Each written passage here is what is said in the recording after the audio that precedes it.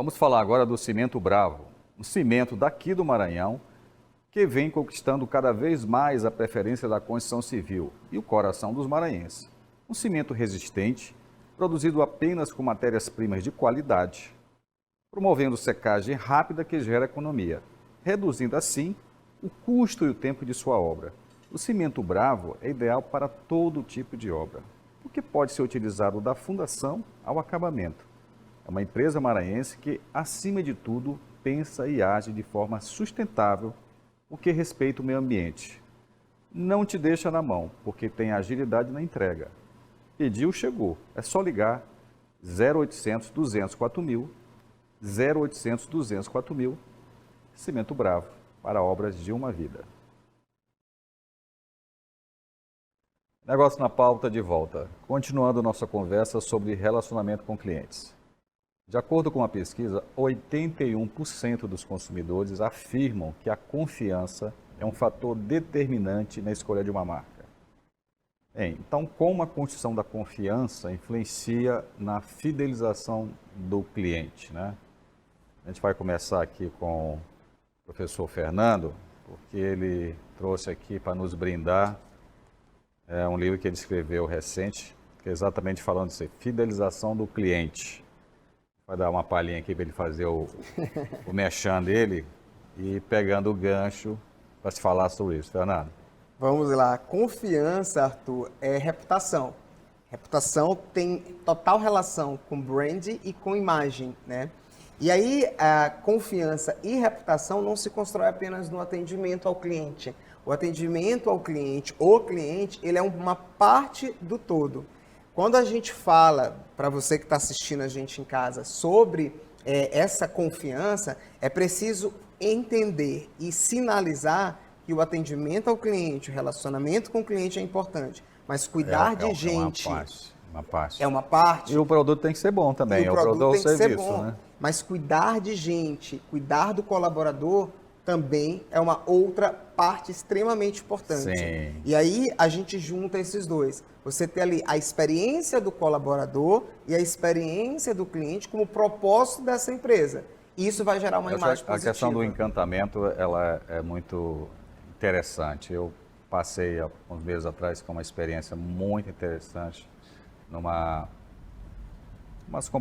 companhia aérea brasileira, em que eu, por constante viagem, sou do Fidelidade, estou no topo ali da Fidelidade, né? E eu tinha feito o check-in, não me preocupei muito com o local, botei a minha poltrona lá atrás. Para mim, tanto fazia, eu ia trabalhar mesmo, não ia dormir. E, para surpresa minha, antes do avião decolar, uma aeromoça veio lá da frente e falou assim, o sistema deles funciona muito bem, né? O que o senhor está fazendo aqui? O senhor é nosso cliente preferencial, você tem que estar sentado lá na frente. Eu achei incrível isso. Eu disse, muito obrigado, mas eu já estou todo instalado aqui, eu vou continuar aqui. Quer dizer, o sistema dele detectou assim, olha, fulano de tal, ele é passageiro, frequente, é diamante e tal. Ele fez o check-in dele e pôs lá atrás a poltrona dele. Vamos lá perguntar para ele. Olha só, isso tem total relação com o que a gente conversava no primeiro bloco. Isso é a hiperpersonalização associada à tecnologia por um sistema muito provavelmente CRM que funciona muito bem e pessoas preparadas com um processo que está convergindo. Então, tem total alinhamento com o que a gente falou no primeiro bloco. A tecnologia está funcionando, o processo está desenhado e as pessoas estão executando. E aí a fidelização, ela se fortalece, E aí né? o relacionamento, a experiência e a fidelização, elas acontecem de forma concreta. Isso. E é importante pensar que a fidelização, ela pode vir por várias formas. Você pode fidelizar um cliente por um atendimento bom, é o que a gente busca. Você pode fidelizar o cliente por um preço baixo. Então, você pratica o melhor preço, você fideliza ele nessa condição, mas você está sacrificando a sua margem, você tem outras questões para colocar em prática. E quando você vai fidelizar esse cliente pela experiência, que é o melhor caminho, porque você pode manter margens, o cliente está disposto muitas vezes até pagar mais para ter essa experiência toda. O que você vai ter que ter, a gente volta de novo, é a hiperpersonalização, é conhecer muito bem quem ele é. Nesse caso aí da companhia aérea, Não adiantaria nada também ter um sistema de última geração com todas as integrações possíveis se não tivesse processo, treinamento, desenvolvimento e cliente interno. Então aí você percebe que ela tem uma hiperpersonalização e uma fidelização não só do cliente externo, mas também do cliente interno. Ela trabalha desde dentro, possivelmente com as mesmas premissas do que ela quer entregar para o cliente externo. E aí funciona. Quer dizer, na verdade, ela faz com que o próprio colaborador, né, interno da companhia, ele acredite nisso. Sim. Senão ele não vai fazer. Eu costumo dizer, Arthur, que a experiência do cliente ela começa no RH. Porque é o RH que é responsável por contratar pessoas que têm um fit, que têm um match com a cultura e a proposta do negócio e que vão fazer todo esse processo e toda essa tecnologia de fato fluir. Se não tiver pessoas, não vai funcionar. Mas aí tem uma coisa que é interessante, que é a questão da inteligência emocional, né? Que é uma coisa que da década de 90 para cá começou a se dar mais atenção, né, Fernando? E não sei se foi você que me contou essa história, eu achei muito interessante. Ia ter uma seleção de funcionários e uma moça foi, essa empresa, foi pegar um elevador. Foi você que contou essa do elevador? Não recordo. Não, foi recente, acho que não foi você. E aí ela entrou no elevador e quando ela estava dentro do elevador lotado, chega um carregador, né, carregando uma coisa pesada na mão. E ninguém no elevador se mexeu. Ela saiu do elevador, ela ia chegar atrasado na entrevista para ele entrar.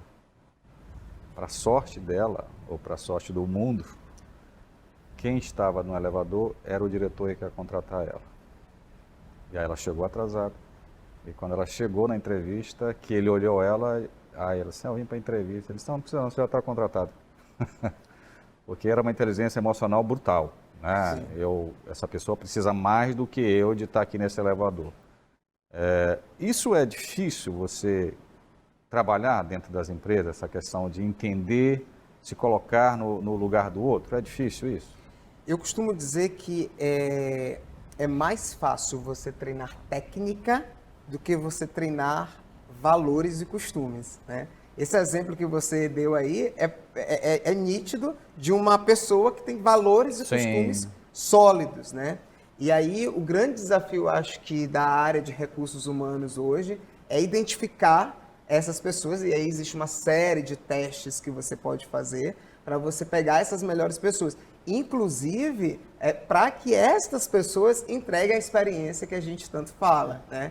Por também já existem tecnologias, né, Júlio? Hoje, alguns processos de recrutamento são feitos por vídeo e a tecnologia ajuda a identificar isso. Exatamente. Mas nesse caso aí, é interessante porque esse caso me recorda muito também o que eu vi sobre como a Disney faz o casting, né? O recrutamento e seleção deles. E uma coisa que é muito importante para eles é contratar pela cultura e treinar a competência para não ter que contratar pela competência e demitir pela cultura. Então, eles preferem muito mais contratar e depois treinar a competência do que ele contratar uma pessoa já pronta, digamos assim, mas eu só e ter que demitir pela cultura. Complementar o que você está falando, eu acho que a Disney é um caso à parte, né? Porque a cultura está muito clara na companhia. Palpável quase, né? É, quase palpável. A maioria das empresas não tem isso.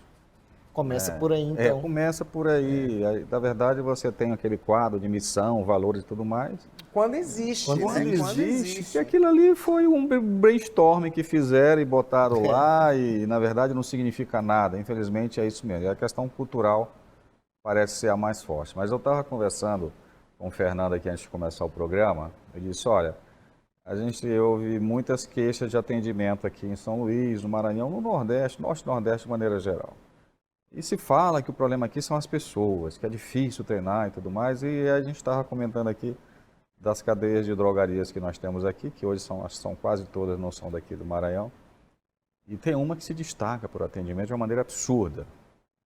E lojas que abrem, e no dia seguinte você pode ir lá, você é muito bem atendido. E me parece que isso destrói essa narrativa, né, Fernando? Sim. Destrói totalmente essa narrativa, porque hoje as empresas elas precisam ser não só ambientes de negócio, elas precisam ser ambientes de educação.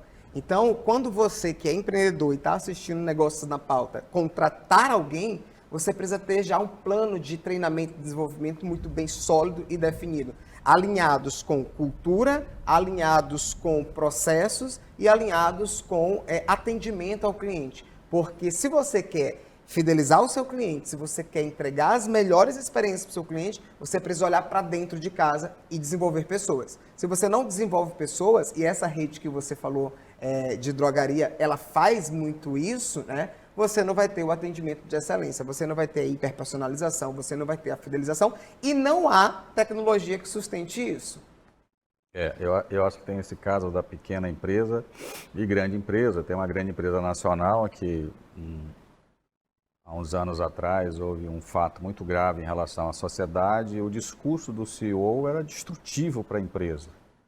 Isso hoje, até hoje, essa empresa sofre essa questão de imagem, né? Então, essa questão de imagem, ela acaba também passando. E aí, voltando a falar das drogarias, e aí me parece que houve uma mudança muito importante nisso, né? Da posição do, teoricamente, o chefe da loja, que é o farmacêutico. Sim. De ele hoje te atende, ele hoje vai te buscar na porta, vai te deixar na porta e ele dá o exemplo para todos, né? Sim. Olha, a gente vive desse cara aqui. Sim. Né? Se a gente não trata bem ele, ele não volta.